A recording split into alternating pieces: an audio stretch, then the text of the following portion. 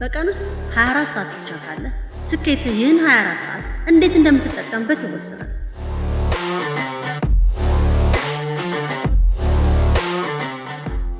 ሰዎች ስለ ኃይሌ ገብረስላሴ፣ ስለ ሼህ አላሙዲ አሊያም ስኬታማ ስለሆኑ ሰዎች ሲያወሩ ሰምተሃል።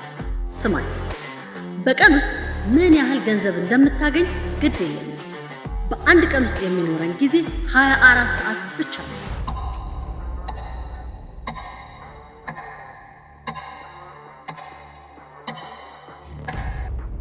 ስኬታማ በሆነው በኃይሌ ገብረስላሴና ስኬታማ ባልሆነው ሰው መካከል ያለውን ልዩነት ልንገር።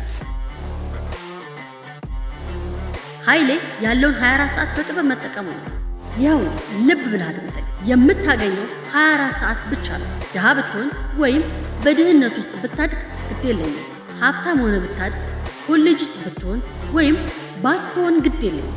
የምታገኘው 24 ሰዓት ብቻ ነው።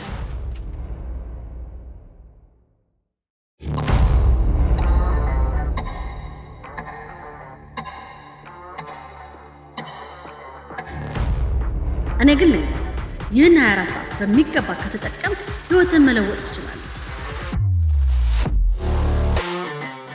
በዚህ የ24 ሰዓት ጊዜ ውስጥ ምን ማድረግ እንዳለብህ እቅድህን አውጣ። ያወጣኸውን እቅድ በአግባቡ ለመተግበር ጥረት አድርግ። ሁሌም ውድድርህ ከትላንቱ 24 ሰዓት ጋር።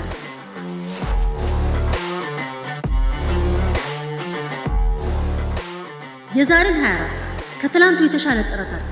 ለራስህ እንዲህ በለው፣ አሁን 24 ሰዓት ነው። ይህ 24 ሰዓት ተደምሮ ቀናት፣ ሳምንታት፣ ወራት፣ ዓመታት ይሆናል። ስለዚህ ዓመታትን ዛሬ መኖር እጀምራለሁ በል።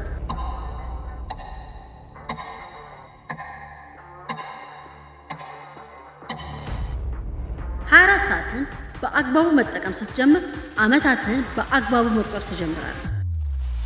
አለበለዚያ ቀሪው የህይወት ዘመን መኖር የምትፈልገውን አይሆንም። እና ማድረግ ያለብህ ነገር ቀላል ነው። ይህን 24 ሰዓትን በአግባቡ መጠቀም ብቻ።